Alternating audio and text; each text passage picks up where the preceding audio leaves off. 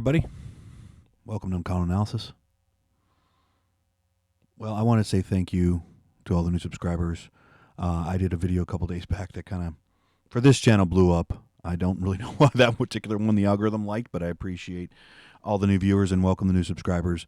We've officially crossed over 60 subscribers, and I know that's not a big number, but I appreciate it. So I'll repeat the same request I make every. If you like this video and like this sort of content, please like, subscribe, share, add a comment. All helps with the algorithm, so I do appreciate it. Today I wanted to talk a little bit about what's been going on with Elon Musk and the Department of Government Efficiency, particularly the involvement and access to USAID and the Treasury Payment system.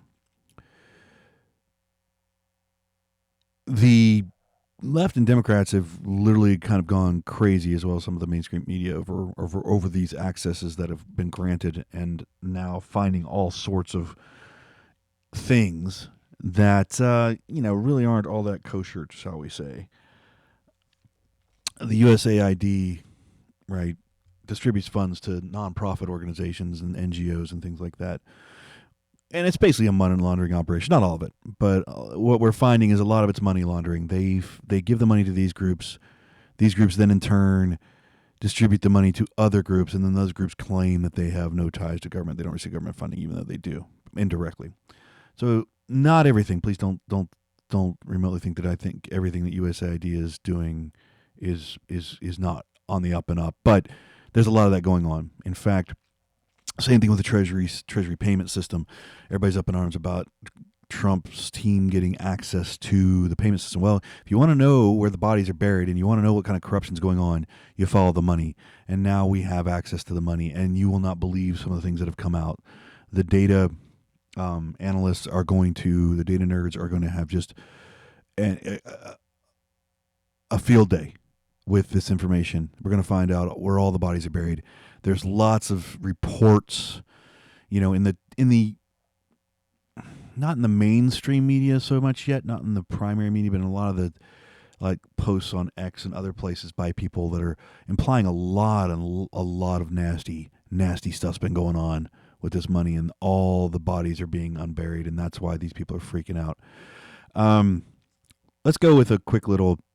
This was a press conference, I guess, an impromptu press conference outside the White House by Caroline Leavitt. Let's see what she has to say about. She gets asked about this stuff, and she brings up a few. These are very minor things she brings up. Look, they're small dollar things, but it's important to understand that this is what's been going on for that agency. And here's the reason why Elon Musk and others have been taking a look. Because if you look at the waste and abuse that has run through USAID over the past several years, these are some of the insane priorities that organization has been spending money on.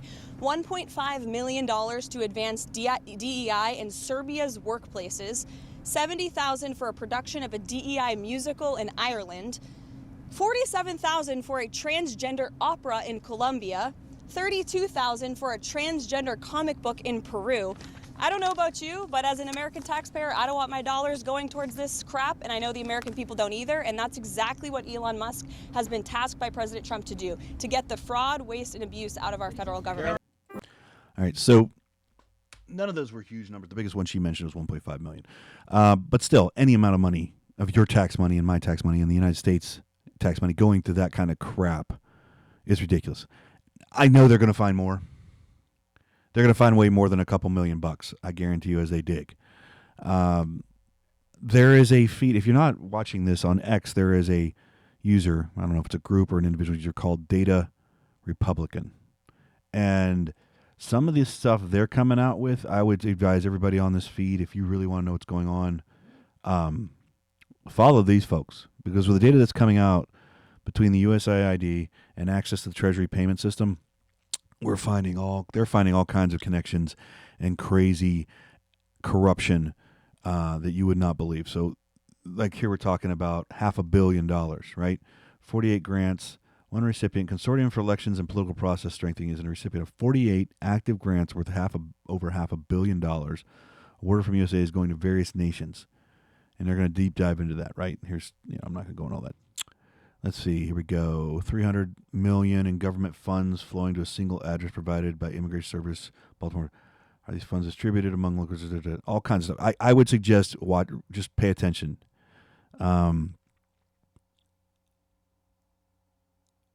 There's just so much information here of what's been going on, and more of it's going to become available as more of this Treasury payment system becomes available and more of this USAID information becomes available. You're going to find a lot of corruption. It's going to be way more than the 2 million she mentioned that freaked. So, yeah, I know the left doesn't like it because, well, I think a lot of their stuff ends up being funded by this type of thing, right? I don't have evidence of it at this point, but they use this type of things to go.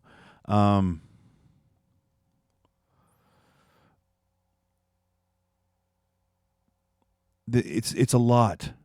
It's kind of disturbing, and I think a lot of people are going to be shocked at the scope and scale of what's been going on and that we have been paying for with our tax dollars.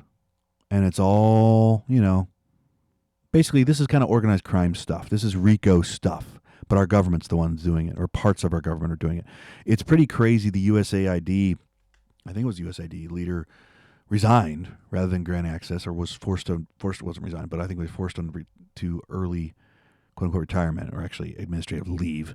Same thing with the Treasury Payment person. They refused to turn over grant access even though the president had ordered it.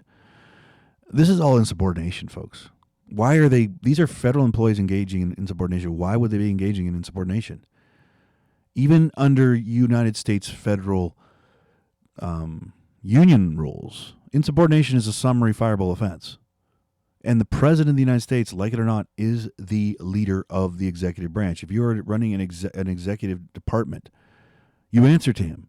He tells you to do something, you do it. You don't tell him no. You don't undercut him. And these people have been doing it. They got away with it a lot last time Trump was in office.